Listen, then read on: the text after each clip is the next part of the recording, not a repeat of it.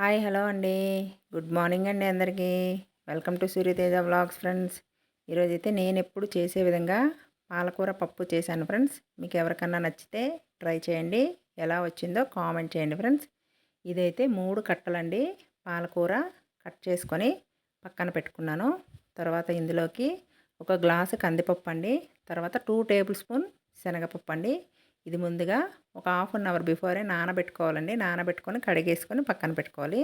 తర్వాత ఈ పాలకూరను కూడా ఒక 3-4 టైమ్స్ అయితే కడగాలండి. బాగా ఇసుక ఉంటుంది కదా, అందుకని బాగా కడుక్కొని పక్కన పెట్టుకోవాలండి. తర్వాత కుక్కర్ పెట్టుకోవాలి కదండి, అందుకోసమని ఈ పప్పుని కుక్కర్లో వేసుకుంటున్నాను. తర్వాత అందులో ఈ పాలకూరను కూడా వేసేస్తున్నాను. ఇవైతే 2 ఆనియన్లు అండి.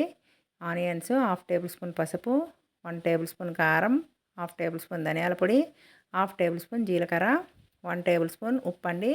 తర్వాత 4-5 వెల్లుల్లి రెబ్బలు, 2 పచ్చిమిర్చి కూడా వేసానండి, అది మీకు చూపించలేదు. తర్వాత ఒక గ్లాసు వాటర్, ఒక ఫుల్ గ్లాస్ వాటర్ అయితే వేసుకున్నానండి. తర్వాత దీన్ని స్టవ్ పైన పెట్టుకొని 3 విజిల్స్ వస్తే మనకి పప్పు అనేది కరెక్ట్గా ఉడుకుతుందండి. మరీ మెత్తగా అవ్వదు, మరీ కచ్చా పచ్చగా ఉండిపోదు.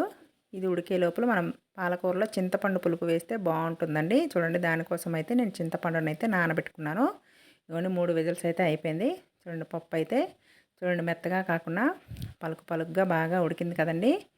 ఈ కన్సిస్టెంటీలో వస్తే మనకి పప్పు అనేది బాగుంటుందండి, టేస్ట్ కూడా బాగుంటుంది. ఇప్పుడు ఇందులో ఈ చింతపండు గుజ్జుని మనం పోసుకుందామండి. పోసుకొని బాగా కలుపుకోవాలి. స్టవ్ మళ్ళీ ఆన్ చేసుకున్నానండి. ఇందులో నాకైతే సాల్ట్ సరిపోలేదు, నేను మరి కొంచెం సాల్ట్ వేసుకుంటున్నాను. చూడండి, మీరు టేస్ట్ చూసుకొని వేసుకోండి.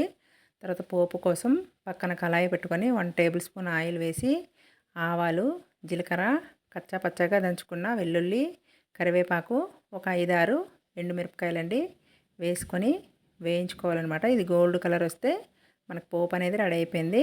ఇప్పుడు చూడండి, ఆ పప్పుని ఈ పోపులో వేసుకొని బాగా మిక్స్ చేసుకోవాలండి.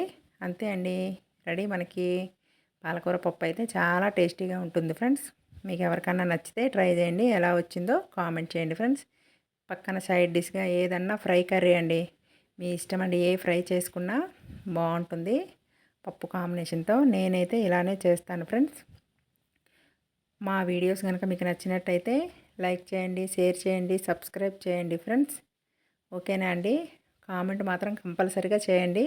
పాలకూర పప్పు ఇలా ఒకసారి ప్రిపేర్ చేసి చూడండి ఫ్రెండ్స్. ఓకేనా అండి? Thank you for watching friends. Bye అండి.